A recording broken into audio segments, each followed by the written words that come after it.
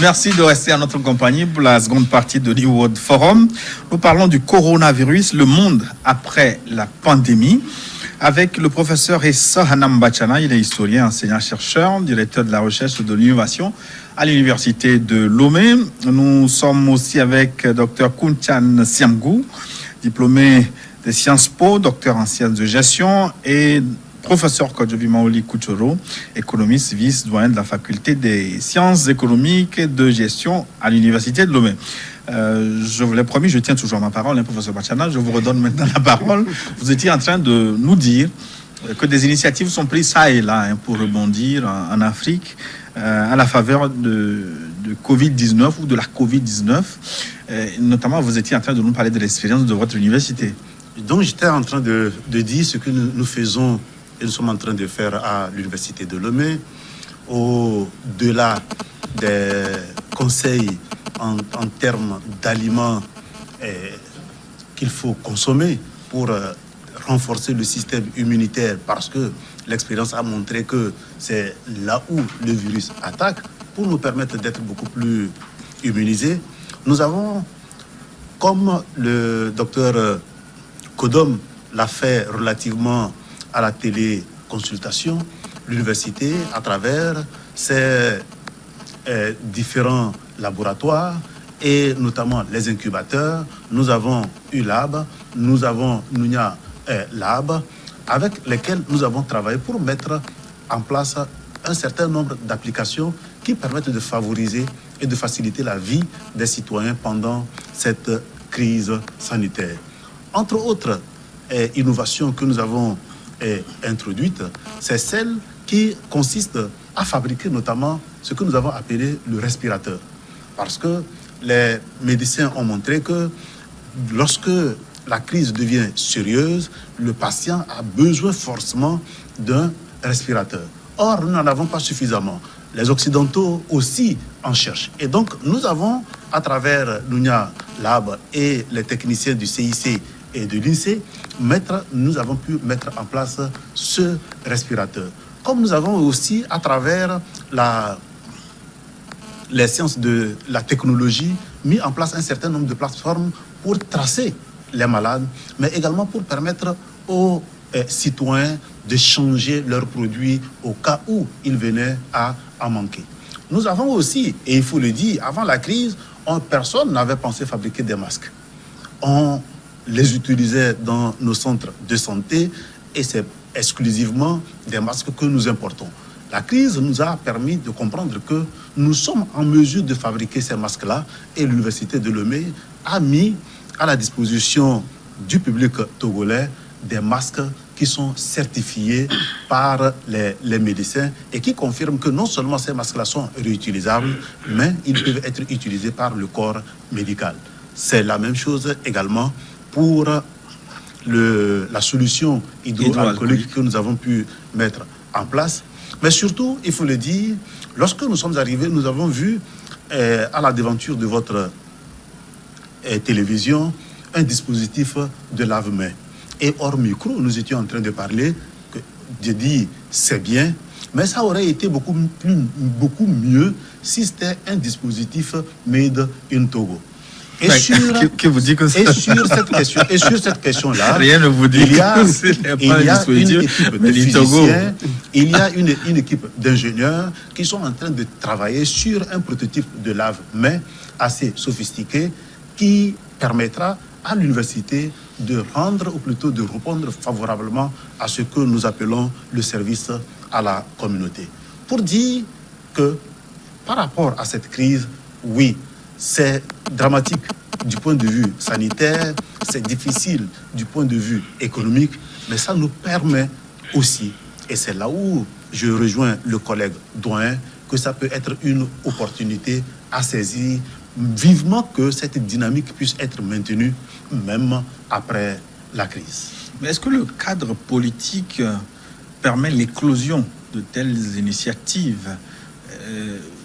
Docteur Siamgou, quelles sont les conditions pour que l'Afrique tire le meilleur profit de cette crise et se prenne en charge? Peut-être qu'avant de donner la parole à M. Siamgou, pour ce qui est de l'expérience de l'université, et on en parlait d'ailleurs, nous avons réussi ce pari-là de restructurer ce que nous avons, le laboratoire de recherche.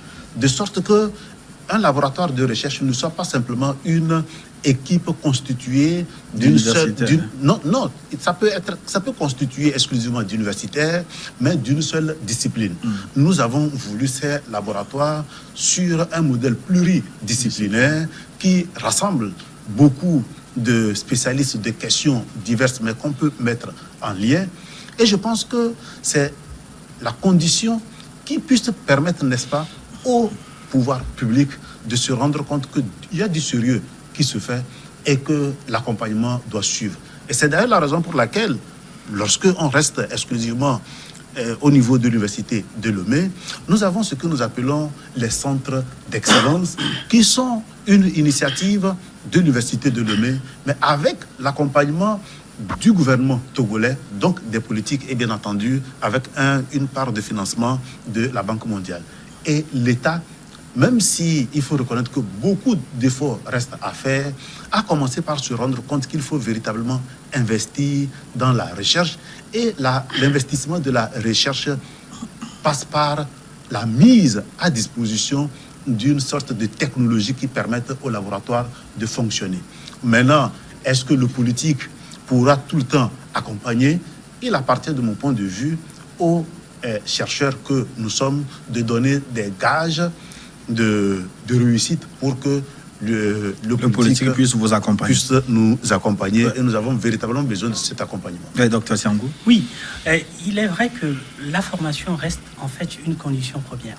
C'est-à-dire les laboratoires, la polycompétence. Aujourd'hui, nous savons qu'on parlait tout à l'heure de réseau et bien sûr de collaboration. C'est absolument important que quand on est dans l'initiative, quand on est dans l'innovation, quand on est dans une volonté de créativité, d'initiative, il est absolument important qu'il y ait aussi dialogue. Parce qu'une université comme celle de Lomé se doit d'être un réseau dynamique avec l'université de Kara. C'est deux universités, mais c'est dans un même pays. Et les laboratoires, les chercheurs, bien sûr, ils doivent dialoguer. Mais en même temps, quand on sait que le Burkina est juste à côté, la Côte d'Ivoire, et même aussi le Ghana, parce que nous sommes dans un monde à la fois globalisé, mais en même temps, nous sommes dans un environnement et nous sommes dans une région. Ça, c'est une première condition. Donc, la formation, donc les laboratoires, la recherche, mais en même temps, il y a aussi, en fait, l'accompagnement de l'État. Parce que quand on voit ce qui se passe en Chine, c'est quoi? Qu'est-ce qui s'est passé avec la Chine? La Chine a pu, avec le capitalisme d'État, pouvoir mobiliser des ressources assez importantes, ceci pour accompagner les entrepreneurs. Et Dieu sait qu'au Togo, il y a bien sûr des politiques publiques dans le sens en fait des entrepreneurs. L'entrepreneuriat, soit néanmoins cet entrepreneuriat se doit aussi de comprendre que quand vous avez un produit ou un service et que ce produit est local, qu'est-ce que nous apprend en fait un certain nombre de chercheurs? Quand le produit devient en fait un produit industriel et qu'on peut créer ceci pour distribuer non pas seulement au Togo, mais distribuer à l'extérieur, c'est aussi important. Donc, je pense qu'il est vrai que les politiques économiques doivent accompagner cela, l'État doit accompagner, néanmoins, on se doit aussi d'aller chercher en fait les ressources ailleurs. Donc, l'initiative privée, les grands entrepreneurs togolais se doivent de se mobiliser pour accompagner les petits entrepreneurs, ceci pour qu'ils se sentent, disons, soutenus et au-delà de ça, qu'on se dise que quelque part, une économie ne peut fonctionner que quand il y a le consommateur. C'est-à-dire que quand on est dans l'écoute du consommateur, on peut aussi permettre l'amélioration du produit et l'avancée de l'économie. C'est là que les services ont leur importance et c'est là que l'entrepreneur se doit d'être en dialogue. Il est besoin que le dialogue s'installe à la fois entre l'État et les entrepreneurs, mais aussi entre le consommateur et, je dirais, en fait, l'entrepreneur. Donc, il y a la formation, il y a les recherches, il y a le dialogue, en fait, il y a le réseau, mais en même temps, il y a un triple dialogue qui est le dialogue entre l'État et l'entrepreneur, entre l'entrepreneur et le consommateur.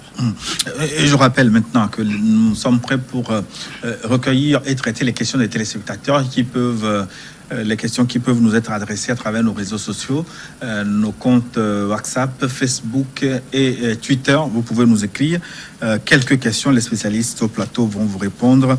Le monde après le Covid-19, le Covid ou la Covid, on n'est pas encore encore très habitué avec cet article. Je ne sais même pas pourquoi, quelle est la nécessité de changer le en la.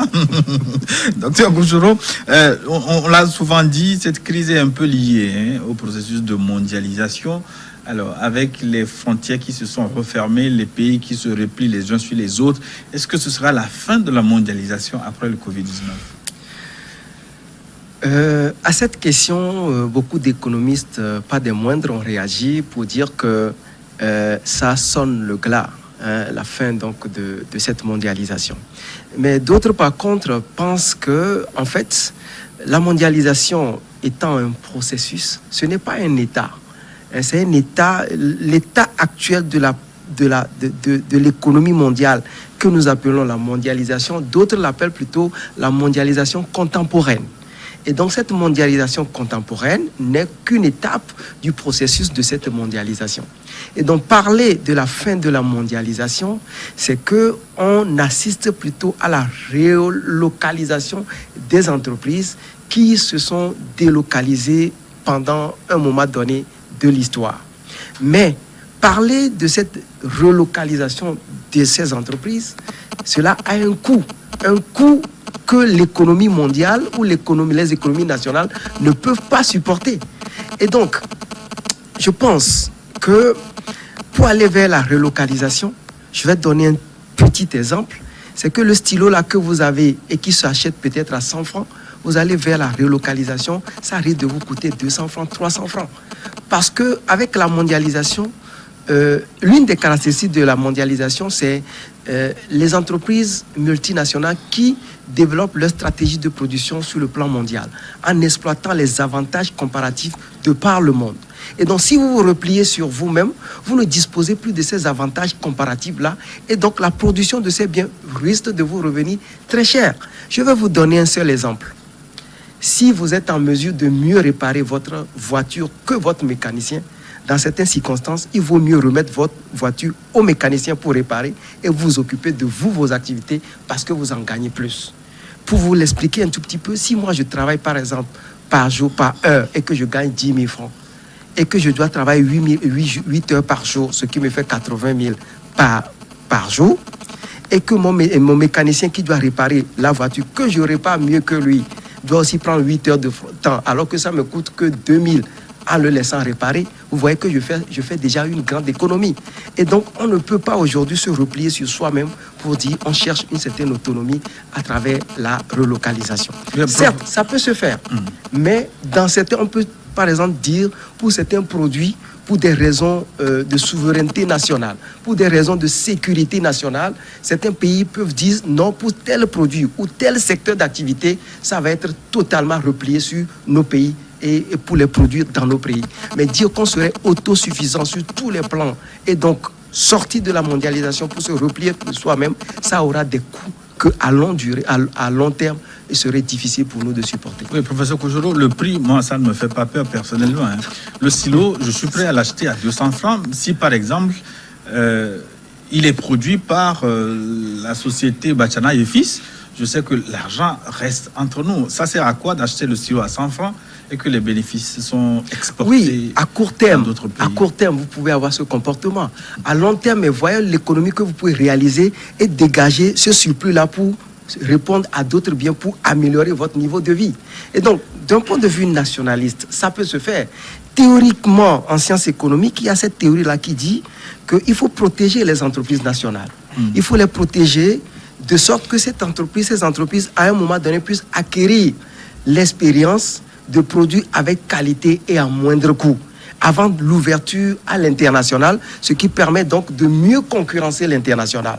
Vous convenez avec moi qu'il y a des entreprises nationales aujourd'hui dans nos pays qui sont fortement protégées par l'État, mais plusieurs années plus tard, n'ont pas suffisamment investi pour être à la pointe de la technologie pour concurrencer les entreprises internationales. Et donc, il y a un problème d'aléa moral qui se pose. Ça peut se faire sur le court terme, sur certains produits, mais sur tous les produits, nous en avons pour preuve le programme de substitution aux importations que les Africains avaient adopté après les indépendances, qui n'ont été que des feux de paille. Et donc, du coup, il est difficile aujourd'hui de penser que l'on va vers la relocalisation des entreprises et un repli total sur soi-même. Nous n'en avons pas. Ce serait trop coûteux pour le monde économique aujourd'hui. Mais la question, il a... Docteur Sengou. Non, pour aller dans le même sens que le doyen, la question de la démondialisation de la mondialisation aujourd'hui, d'ores et déjà, il faut quand même se dire que du point de vue sociologique, c'est très compliqué parce que nous sommes, et les jeunes aujourd'hui sont les enfants, en fait, de ce qu'on appelle les enfants du microprocesseur. C'est-à-dire que nous sommes nés avec Internet et les jeunes, aujourd'hui, vous pouvez avoir un entrepreneur togolais qui travaille avec une entreprise en France. Et là, comment peut-on demander, et quand on parle des capitaux, quand on parle, en fait, je dirais, d'un certain nombre de capitaux qui circulent à travers le monde, vous avez besoin de créer une entreprise ici et vous allez chercher les capitaux où ? C'est déjà la première question. Et si vous allez en Occident pour chercher en fait les capitaux, déjà c'est un pan de la mondialisation. Et quand on parle de la mondialisation, la question de la mondialisation est née quand les États-Unis voyaient qu'ils consommaient plus et que la Chine produisait plus. Donc ils se sont mis ensemble pour dire, puisque vous produisez plus, vous nous vendez ce que vous produisez et nous on achète et les frontières, en fait, se sont ouvertes. Et quand on voit aujourd'hui la Chine qui devient la première puissance du monde, avec ce qu'on appelle la route de la soie, il faut se dire que nous, Africains, on a quand même une dette de 130 milliards de dollars à l'égard de la Chine. Et la Chine ne va pas nous laisser, de toutes les façons. Et quand nous voyons les investissements chinois aujourd'hui à 190 milliards en Afrique, quand nous voyons qu'il y a plusieurs entreprises chinoises ici, et quand nous voyons que l'Occident est en train de lorgner sur l'Afrique, quoi qu'on dise, ce sera pour nous difficile. Et en même temps, si nous parlons de la délocalisation, de la relocalisation, il faut quand même pouvoir se poser la question des coûts. Et c'est là que le doyen a totalement raison. Néanmoins, je pense qu'il est aussi important que nous nous posions la question comment nous allons nous positionner, nous, Africains, pour sortir, en fait, notre épingle du jeu. Docteur, professeur Bachelor. Oui, je pense que, d'abord, je le disais, la mondialisation n'est pas responsable de la crise sanitaire. Même si le fait que les gens se déplacent, que le virus ait pu se déplacer assez rapidement en lien avec la mobilité humaine. Le second aspect, il ne faut pas voir non plus la mondialisation exclusivement du point de vue économique ou du point de vue social. Il faut voir aussi la mondialisation du point de vue politique. Je ne crois pas que ce soit une bonne chose, en tout cas du point de vue politique, que la mondialisation disparaisse après. La mondialisation a apporté ce qu'on a appelé la bonne gouvernance. Elle a apporté les droits de l'homme. Elle a mondialisé le respect de la justice internationale. Vous parlez de la théorie ou de la pratique? Je parle de la pratique. Je parle de la pratique parce que aujourd'hui, même il n'y a pas un seul État, même dans les pays communistes, qui revendiquent la dictature. Tous les États se revendiquent des États de droit, des États démocratiques, même si dans la pratique, il y a des choses à corriger.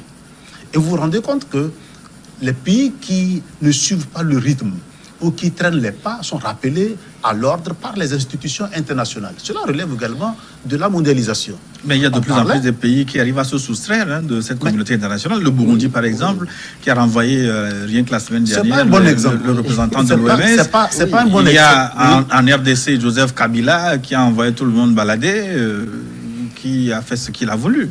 Mais je disais que c'est pas un bon exemple.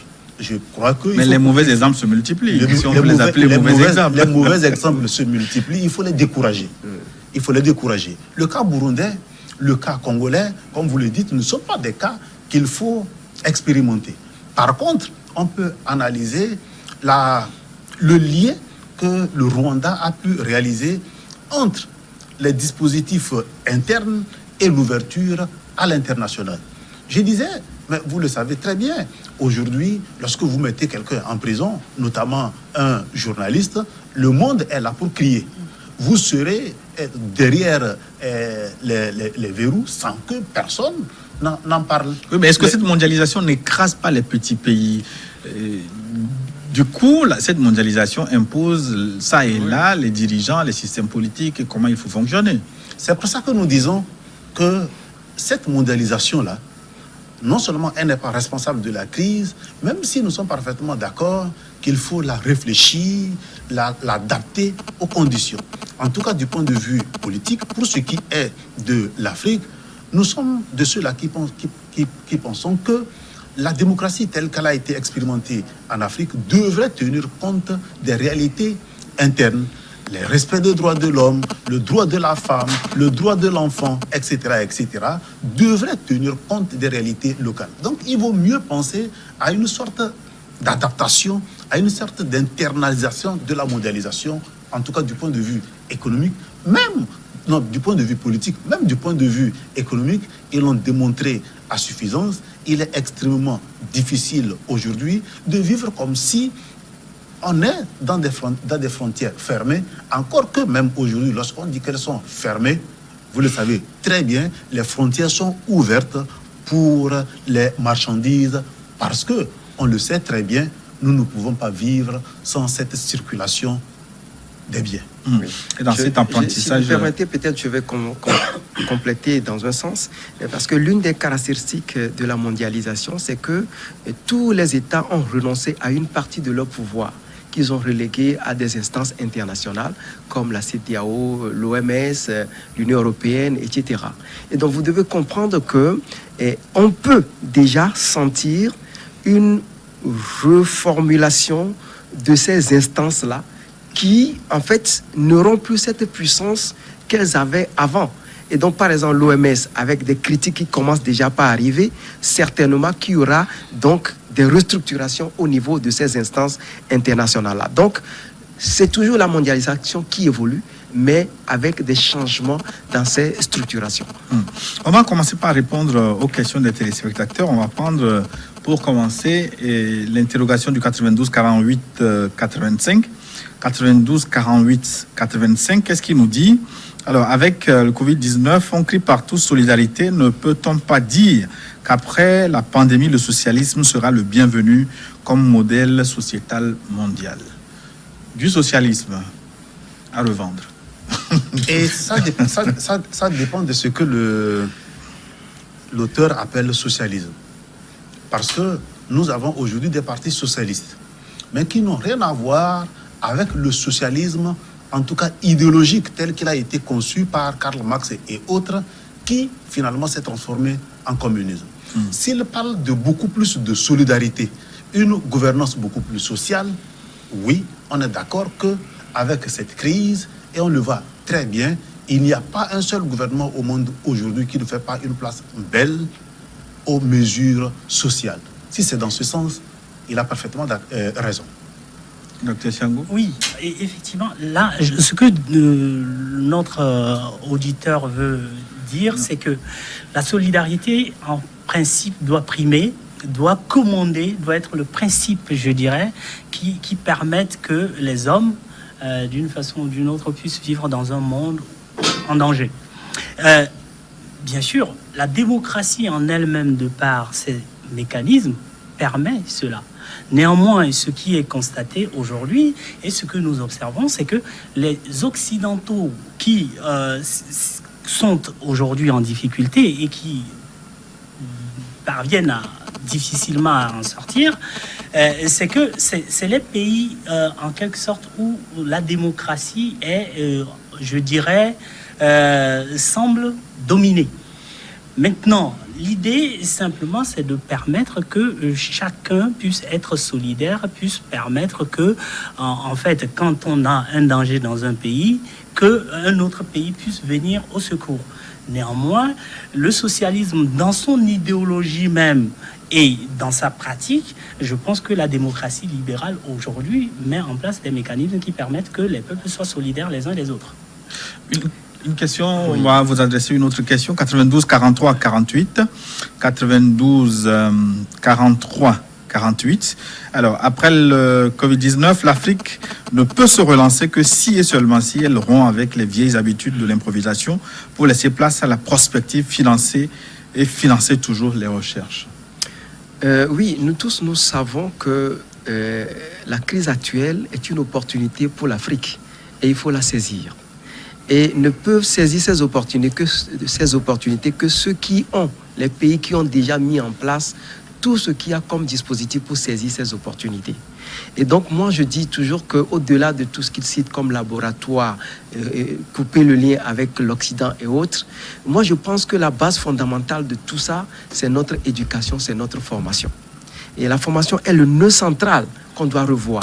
Ne pas replaquer une formation qui ressemble un peu à l'occidentale, où on se forme comme si on allait travailler en Occident. Je vais vous donner un petit exemple. J'ai eu la chance de poser la question à un de nos étudiants au début de mes cours.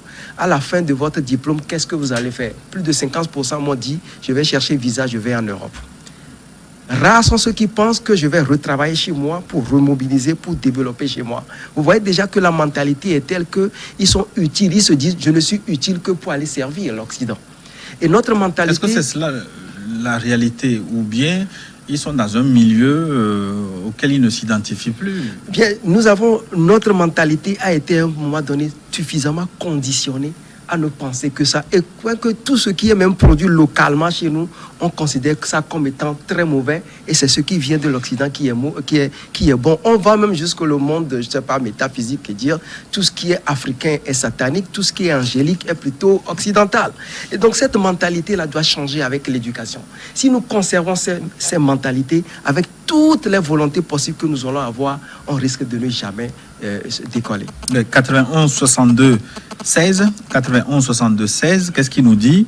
Alors, pour lui, le problème de l'Afrique, c'est l'Africain lui-même. Hein. Lorsqu'on cessera obligatoirement le greffage, on y arrivera. Lorsqu'on arrivera à bâtir une vision réelle pour l'Afrique, tout ira pour le mieux, hein, même si la collaboration n'est pas exclue. En clair, la prospérité de l'Afrique réside essentiellement aussi bien quantitativement que qualitativement dans ses mentalités et dans ses institutions. Je pense qu'il a parfaitement raison. Et il faut le dire, même si nous avons réussi la décolonisation, c'est-à-dire ce système-là qui permettait à la métropole d'assujettir ses colonies, la décolonisation mentale reste encore d'actualité.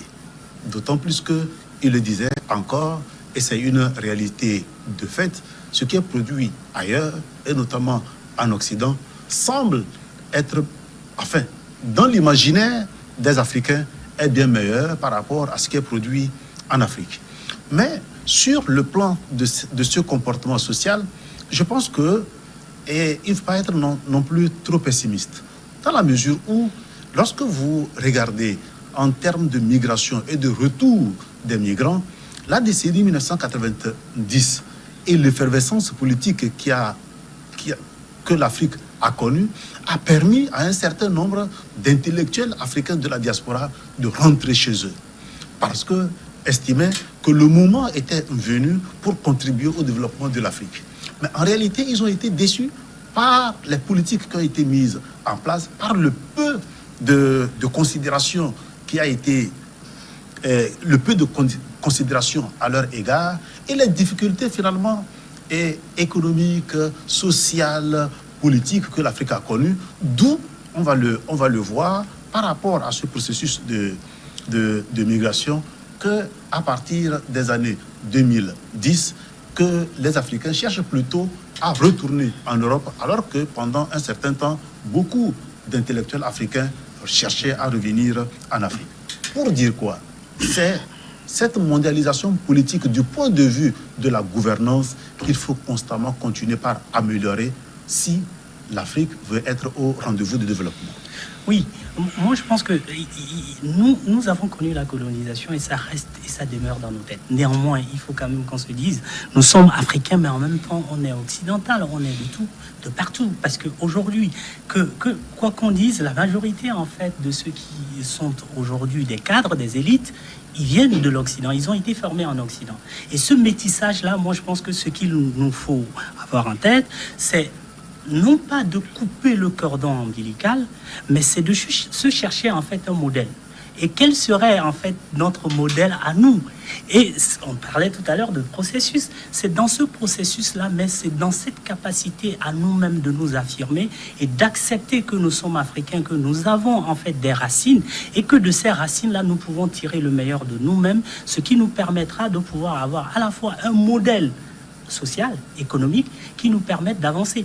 Quand on voit en fait la Chine, l'Inde, Singapour et autres, ils se sont développés. Mais ils ont aussi connu la colonisation. Néanmoins, je pense que ce qui demeure important pour nous, c'est la recherche de notre identité intrinsèque, d'accepter que nous avons des valeurs. Et la Covid aujourd'hui nous démontre que nous sommes, quelque part, un peu plus puissants que les Goliaths qui sont là à nous montrer qu'ils sont les plus puissants, les hyper puissants. La science, la technologie, la médecine qu'ils nous ont toujours montré. Où est-ce qu'ils sont aujourd'hui? Juste avec un petit virus invisible, ils ont disparu, ils sont anéantis. Donc c'est le moment pour nous, Africains, de nous donner confiance en nous-mêmes et de nous dire, on nous laissait penser que... Et la dernière fois, je parlais d'ailleurs de Albert Memmi qui pensait que le colonisé pense toujours comme le colonisateur veut qu'on pense. Il nous revient, nous, de chercher notre propre identité, de chercher notre modèle, de nous définir, de nous donner une identité, de nous dire, celui qui pensait être puissant, c'est réellement pas lui le puissant.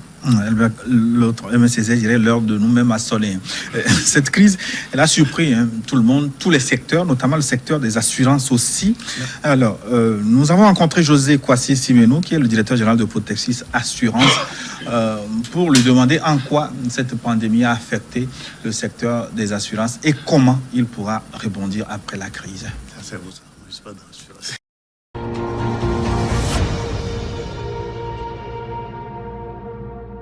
Assurer, c'est prévoir. L'assurance, c'est de la prévoyance.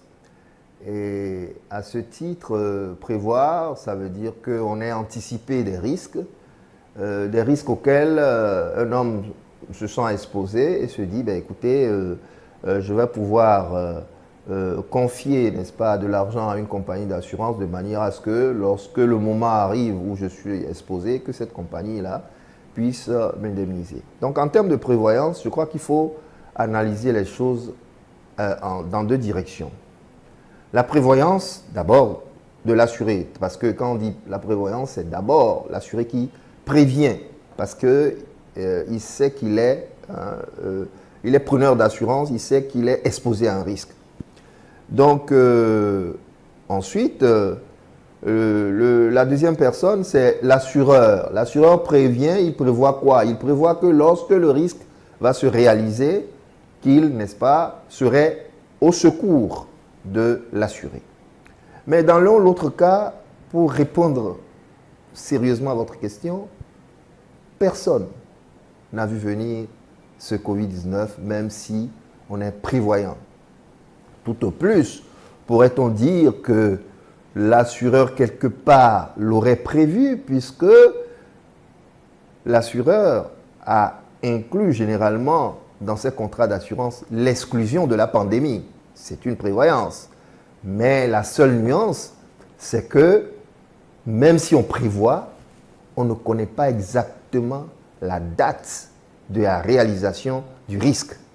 Donc c'est ça les assurances. On ne connaît pas la date de la réalisation. On a beau prévoir, mais qui aurait pu savoir qu'en 2020, comme disaient les gens, l'année 2020, on aura 20 sur 20. Je crois que c'est la catastrophe plutôt. En 2020, nous n'avons pas pu prévoir ça, ni l'assureur ni l'assuré.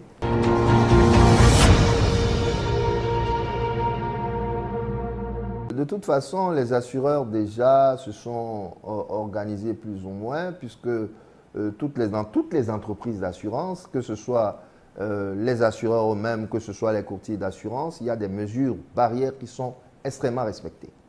Moi, je dis en ce qui me concerne, courtier d'assurance de la place, les mesures barrières pour le personnel, c'est toutes les mesures barrières, à la limite même, vous avez vu, en nous rendant visite, vous avez vu comment ça s'est passé. Il y a même la prise de température qui est de mise. Donc, les mesures barrières, sensibiliser le personnel parce que le personnel, ce n'est pas seulement sur le lieu du travail. Il faut que cette sensibilisation aille jusqu'à la maison, soit quotidien hein, il faut que ce soit du quotidien. Partout où vous passez, il faut que les mesures barrières soient respectées. Ça, c'est sûr. Alors, une autre participation des assureurs, comme je dis, il faudrait que les assureurs puissent également aider la population, aider les vulnérables, en quoi faisant? En faisant des dons en nature de cache-nez, de gel hydroalcoolique, et donc de manière à ce que les populations les plus vulnérables puissent également avoir accès, n'est-ce pas, à ces mesures-là pour qu'ils ne contaminent pas les autres. Donc les assureurs en ont les moyens. Il faudrait que dans le cadre de leur corporation, ils s'organisent dans ce sens-là. Et il faut, comme je le disais tantôt, également que les assureurs puissent contribuer, n'est-ce pas, au fonds de solidarité nationale qui a été mis en place, de manière à ce que, hein, lorsque chacun apportera un peu du sien, on puisse atteindre assez rapidement les 400 milliards. Ce n'est pas de la mer à boire. Je crois qu'avec un peu de volonté, on y arrivera.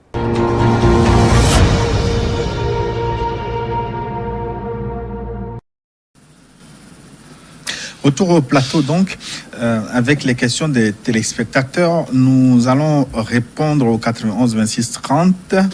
Merci aux invités pour les explications. Je pense que nous devons profiter de Covid-19 et mettre un modèle togolais dans lequel les besoins quotidiens des consommateurs seront au moins satisfaits, hein, sur tous les plans. À ce propos, j'aimerais savoir, dans le domaine de l'agriculture, les innovations qu'il faut apporter pour satisfaire certains besoins, par exemple le riz, les poissons et autres produits. Alors, c'est Tchao qui nous écrit depuis Kara. D'accord. Donc, il demande effectivement la satisfaction des besoins du consommateur et que de ces besoins-là, qu'il y ait quand même un service de qualité et aussi les innovations qui peuvent être mises en place.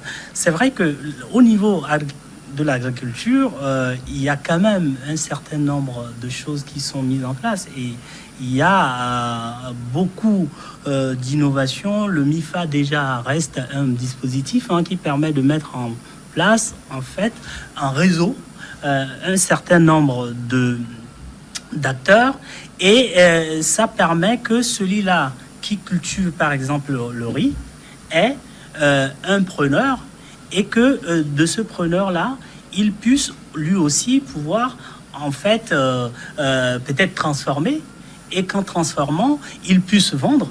Donc il y a une chaîne de valeur qui est mise en place, ce qui permet réellement non seulement la garantie de celui qui produit, mais aussi un service de qualité pour le consommateur. Donc, comment au niveau agricole, je pense que d'ores et déjà l'idée de l'industrialisation de notre agriculture s'impose. Et c'est ce que je pense. Je pense que quand on est dans une économie qui veut se développer, il faut d'abord pouvoir produire et dans la production, on peut satisfaire le consommateur.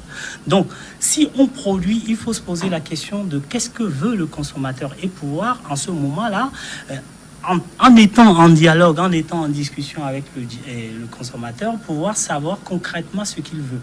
Donc, cette idée-là, au niveau agricole, de pouvoir faire en sorte qu'il y ait une chaîne et qu'il y ait un dialogue entre tous les acteurs, ça permet d'ores et déjà d'être dans l'innovation, d'être dans l'initiative, de comprendre ce qui est de besoin et en même temps de répondre à ces besoins-là. Ce qui est important, c'est vraiment le réseau. Parce que les nouvelles formes organisationnelles aujourd'hui, on ne peut pas en fait s'isoler et penser qu'on peut répondre à un seul besoin. Donc, ce qu'on disait tout à l'heure, c'est la collaboration de tous les organisateurs qui permettrait une réponse efficace et des services de qualité. Il ne nous reste plus beaucoup de temps. Mais je voudrais qu'on aborde ce sujet. Est-ce que cette crise ne va pas permettre, comment on va dire, la mise en place des États forts, pour ne pas dire des États... est-ce qu'il faut dire dictatoriaux? Est-ce que cette crise ne va pas bâillonner pendant longtemps les oppositions, puisqu'il y a des systèmes d'exception qui se mettent en place et que ces systèmes ne vont pas perdurer? Est-ce que la démocratie va s'enraciner après cette crise-là, le Covid-19? Moi, je pense que un État qui serait trop fort et qui ne respecterait pas sa population sonne le glas de sa propre disparition. Parce que la COVID-19 nous apprend que c'est un peu la nature qui reprend ses droits et que nous avons l'obligation de respecter dans une certaine mesure la liberté publique, de respecter certaines normes qui sont éditées sur le plan international que nous ne respectons pas. Et qu'une fois que la population se rend compte que certaines mesures portent préjudice à sa sécurité, alors ça risque d'apporter des soulèvements sociaux.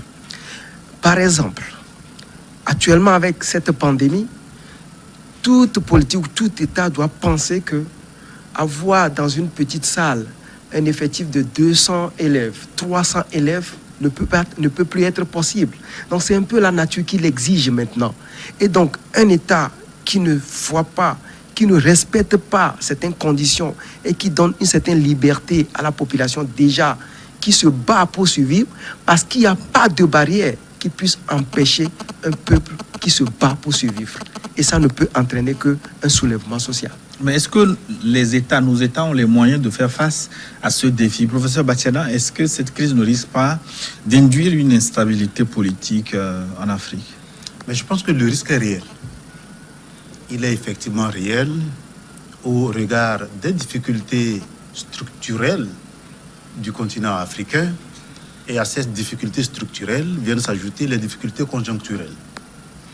Aujourd'hui, et il le dit très bien, il est difficile à un État de brimer sa population, même si nous avons été amenés à prendre un certain nombre de mesures d'exception.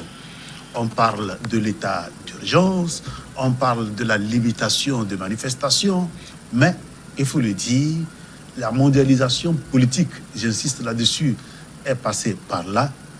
Il n'y aura pas un peuple africain aujourd'hui qui accepte d'être définitivement bâillonné. Ceci étant dit, les difficultés relativement à la gouvernance, et il est fort à parier que si on ne change pas de paradigme pour tendre de plus en plus vers la bonne gouvernance, que l'instabilité soit réelle. Elle l'a été déjà et elle l'est avec la crise sécuritaire, avec le djihadisme, mais elle l'est aussi avec les différentes révolutions sociales. Et vous avez vu, l'année 2019 a été marquée ici comme ailleurs par une sorte d'explosion populaire qui a emporté un certain nombre de gouvernants.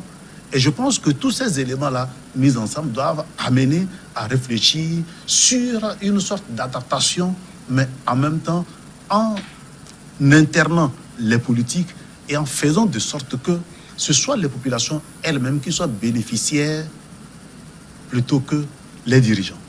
Docteur Siangou, dans votre ouvrage de l'apprentissage démocratique, vous avez relevé la propension des oppositions africaines, notamment togolaises, à opter pour la révolution, pour apporter l'alternance, ce qui est selon vous une erreur. Est-ce que cette crise n'apporte pas les facteurs pour ces oppositions de déstabiliser les pays, de réaliser leur révolution Oui, il y a un certain nombre d'observateurs qui ont noté qui ont pu constater qu'avec cette crise, il peut y avoir un certain nombre de révolutions ici et là. Néanmoins, il ne faut pas négliger une chose. Cette crise aussi, moi je pense que il y a des théoriciens, Jacques Attali d'ailleurs, qui écrit dans une brève histoire de l'avenir, il nous parle de l'hyper-empire. Et il dit l'hyper-empire va naître dans les années 1935 et 2035. Et cette date-là coïncide aussi avec une autre date, celle de la Chine, avec le 100e en 2049. Ils appellent le 100e anniversaire de du Parti communiste chinois. Ce qui veut dire quoi? Les révolutions, quoi qu'on dise, c'est un processus et ces processus-là permettent à chaque acteur politique de se saisir des opportunités, des occasions pour en fait faire une table rase et dire que nous ne sommes pas d'accord avec ce qui est mis en place. Mais la Covid, disons-nous la vérité, quand on restreint les droits, les libertés des uns et des autres, les peuples sont suffisamment intelligents pour comprendre. Mais dès lors qu'on dépasse en fait cette option et qu'on veut museler un peuple, ce peuple est également suffisamment intelligent. Néanmoins, ce qui reste à poser, nous sommes dans un ordre qui est purement vital et il revient à chaque peuple de pouvoir s'en saisir et de se dire, est-ce qu'il n'est pas mieux une forme ou une autre pour changer? Mais tant qu'on est face à la question de vie, je pense que la question de la liberté ne se pose pas puisque la vie prime en fait la liberté. Néanmoins, ce qui est important, tout citoyen se doit d'exprimer sa liberté dès lors qu'il se rend compte que ce n'est plus une question de vie, mais c'est une question de privation de liberté. Je suis convaincu qu'ils le feront. Mais je pense que la Covid, c'est un enseignement pour que nous puissions, chaque peuple, pouvoir en fait nous doter des outils qui permettent qu'on ne soit pas dans cette situation-là. Ils ont été très, très nombreux à vouloir vous poser des questions, mais évidemment on ne pourra pas répondre à tout le monde. On va prendre une dernière question pour en finir avec ce panel. 90 29 75, 90 29 75. Le système capitaliste a échoué. Lui, il passe sans détour, même si aujourd'hui ce n'est pas le système socialiste voulu par masse que l'on utilise. Bon nombre des actions sociales tirent leur source de sa pensée. C'est la non-rétribution des ressources pour la non-rétribution des ressources pour les populations sur les mêmes pieds, mettre les populations sur les mêmes pieds d'égalité, et ça qui pose problème selon lui. Alors il faut revoir nos politiques en se tournant vers le social paritaire. Merci. Professeur Kouchoro? Oui, ce que moi je trouve dans ce qu'il dit, c'est la lutte contre les inégalités. Oui, tout à fait. Et les inégalités ont pour conséquence tout ce qu'il y a comme instabilité sociale. Ça ralentit l'économie, ça réduit les investissements, ça pose préjudice au bon fonctionnement de nos économies. Et je pense bien que ces inégalités sont aussi criades au Togo et que pour éviter et pour limiter au mieux possible ces effets, c'est de faire en sorte à mener des politiques économiques qui permettent donc de réduire ces inégalités. On ne peut pas y mettre fin totalement, mais je crois que même le chef de l'État l'a bien reconnu dans notre pays, qu'il y a ces inégalités dont une bonne partie, c'est-à-dire la bonne partie des ressources se retrouve entre les mains d'une minorité et donc il faut corriger nécessairement pour éviter les mouvements ou bien les instabilités sociales. Donc, c'est Siamgo? Oui, les inégalités, bien entendu. Et je pense que les mécanismes sont mis en place pour qu'on puisse arriver à en sortir. Mais en fait, le développement d'un pays, c'est tout un processus et c'est plusieurs mécanismes. Et il faut quand même se dire que ce qui est important, tantôt on parlait de leadership, on parlait de vision. C'est la vision, c'est le leadership, mais en même temps, c'est la planification. Et Dieu sait quand même que le président de la République et bien sûr le gouvernement, ils mettent en place tous ces éléments-là pour que, en termes de planification, en termes de programmation et de vision, il y ait quand même un changement, même si ça va être lent. Je pense que le quinquennat actuel, c'est pour aussi cet aspect. Apporter des réponses à ces interrogations. Merci. On arrive à la fin de notre forum déjà. Professeur Bachana, merci d'être passé. C'est plutôt moi qui vous remercie et vivement la prochaine émission. Tout à fait. Et nous allons marquer une pause pour une nouvelle édition du journal. On se retrouve dans une dizaine de minutes pour un nouveau panel avec les spécialistes, le personnel soignant pour évoquer le cas du Covid-19 dans le monde, en Afrique et au Togo. Est-ce que c'est le pic en ce qui concerne le Togo? À tout de suite.